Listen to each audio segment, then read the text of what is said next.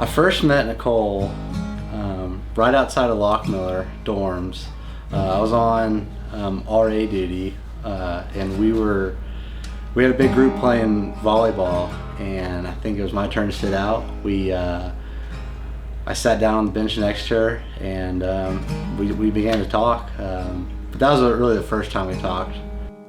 My first impressions were obviously beautiful girl, but it's funny, we started talking about Memphis, and she went to St. Benedict, and I went to Germantown, so it's like a big public school versus a private school, and Memphis has all the stereotypes of schools, and so my first impressions were, oh, private school girl, she's in Chi-O, like, and my first impressions were, she's a party animal, like, I don't know, but now knowing Nicole, I think that's hilarious, of just like, she's not, you know? So my sophomore year of college, his freshman year, one of my best friends from home, Justine, texted me, and she was like, hey, there's this boy, he goes to school at Chattanooga, y'all should date. And so I was like, okay, well, what's his name? And she said his name's Cooper Foreman, so I looked him up on Facebook, I friended him, and I saw that he was in BYX, so I was like, he's really cute, he loves Jesus, like, what more could I need? And then I had a crush on him for like 3 years straight, which is so funny looking back now, because like I would see him on campus and I'd text my friends, I'd be like, just spotted Cooper Foreman at Crossroads. 3 years later, he moved in with Aaron, and Aaron invited me and my roommate Taylor over just to see the house, and that was the night I found out that Cooper was not dating anymore. And so I was like, oh no, like I just got out of bed to come here, like I was not prepared at all. I remember vividly, she came over with another friend to see the house. She didn't know I was going to be there, but she came over and she had pimple cream on her face, and I thought she was still absolutely beautiful. And I remember thinking, if this girl can look beautiful with pimple cream on, then like, what's better than that? And I mean, this whole time, like I'd had a crush on Cooper for 3 years, so to finally like hang out with him and actually get to know him, I was like, oh my gosh, I really like this boy. I had this crazy idea that I wanted to ask her to my brother's wedding in Oklahoma. So to kind of prep for that, we went to my buddy's boat dock in Soddy Daisy. So I set this day up. It's supposed to rain all day, but I'm like, we got to make this happen because I want to get to know her better. I want her to feel comfortable enough to go on this date with me. So it's raining all day, but finally the sun starts opening the sky, and we see, as we're driving over there, it's just beautiful. I'm like, this is a God thing. So we had an awesome lake day. I text her one day, I said, hey, I don't have a lot of friends that are girls. Would you want to go to my brother's wedding with me?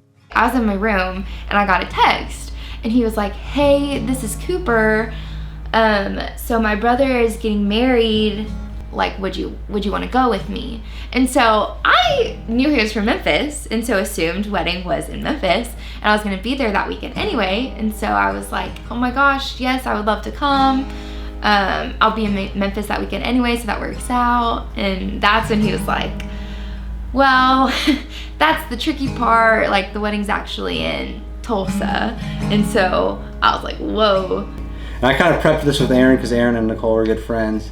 And he's like, you should go for it. And so I asked her that question, and I'm like, after I sent it, I'm like freaking out. I'm like, hey Aaron, like, I'm freaking out, like, I don't know if I should ask her. He's like, yeah dude, I don't know if you should have either. She tells guys no all the time. I'm like, well geez. But something in me was just like, you should go anyway. And I talked to my parents, and they were like, yeah, like, you should go, seems like a nice guy. She convinces her parents somehow to go with me, and knowing her parents now, I have no idea why her parents said yes. I don't know how they said yes, but again, it was a God thing. And so we went to Tulsa, Oklahoma, which is 10 hours from Chattanooga, and that was our first date when I met like his entire family. So that was a little intimidating, but it was the best weekend. We joke now that like we wish it was a movie and we could like go back and watch it. Well, prior to the day, I didn't think it was gonna happen. I had wanted it to happen in the fall, and then it was like getting late into the fall, and I was like, I don't know if it's gonna happen. He's like, hasn't really said anything about it. And so that weekend, it was Halloween weekend, And I had told him like, hey, I'm gonna come to Chattanooga this weekend. Like, it wasn't anything that he initiated. So I wasn't really like thinking, oh my gosh, like this is gonna be the weekend that he's gonna propose. I wanted that day to be special in every aspect, especially the moment I got down on my knee. So we started off the day learning a TikTok dance. It was super fun. We were in the living room and we just set up our phone. We learned a TikTok dance, and it kind of kept my mind off things. And then it kind of hit me when I was getting ready for the proposal, like the outfit. I started freaking out about the outfit. I don't know why, because I never care about what I'm wearing. He invited me to, his friend was having a bonfire at the dock where the first like group date that we hung out with. And he was like, you know, I just feel like I haven't really been a great friend. Like, I haven't seen him in a while. I really feel like we need to go, but we definitely don't have to if you don't want to. And so he kind of put it on me that like, we don't have to go if I wanted to do something else. And so that was kind of like, well, if he had had something planned, he would have been more adamant about going. But then I just remember driving out there. I played on Spotify. It's called like Wedding Playlist, and it's just like a bunch of fun songs about, you know, like wedding dances. And so we were kind of just jamming on the way out there. And he was just so excited on the way there. He was playing all of these like wedding songs. He has this wedding playlist that he has, and so he kept playing them on the radio. And I tracked all of my friends and all their locations were off, and so I was like, okay, I feel like this is a little suspicious. Like, this might be happening. And I could tell she's like a little suspicious, but I mean, I think she was pretty sold on the Halloween party. And we pulled in, and there were no other cars there. Like, no one else was there. He started backing all the way down, and I was like, oh my gosh, like, this is real, right? My parents are there, her parents are there, but they're hidden behind this tarp in the woods. And you kind of have to like back down to get to the dock. And I told Nicole that I had a cooler in the back and I was going to back all the way down to the dock. And so I didn't want her to see it very much, but I was like, hey, do I have any gum in the middle console? And so she's like looking, and she told me later on that's when she kind of knew something was fishy.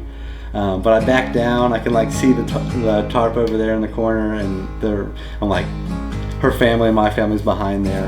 And I opened the car door and I like see the dock decorated, and it just like tears. It just like hit me that like, yes, like you can tell yourself, oh my gosh, I think it's gonna happen, I think it's gonna happen. And then seeing it still like hit me like a ton of bricks. Like it still felt surprised, even though part of me was like, maybe this is gonna happen. She started to bawl her eyes out, and you know, I started bawling my eyes out, and I ran over to the other side of the truck. I'm like, the only thing I could think of was like, it's okay, like this is, you know, it's gonna be okay, like this is where all of our time's gone, like this is our life now, you know. I hold her hand and we walk down to the dock, and it's where I kind of black out, but so we were like walking down to the dock, and I think I blacked out. Like, it was just, I couldn't stop crying. And I think what I said, I got down on one knee and I just said, I want to do life with you. Will you marry me?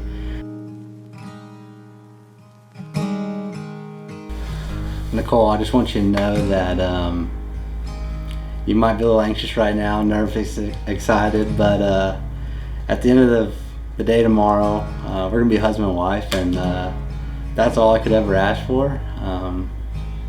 You've been my teammates since day one, and we're going to be a family after tomorrow, and couldn't be more excited. Cool. I'm going to cry. We have looked forward to this for so long, and there's no one else. There's no one else that I would rather spend my life with and do this with, day in and day out. I know that things may not always be easy, but the fact that we get to do this life together is probably my favorite thing, and I just can't wait to marry you and get to spend the rest of my life loving you.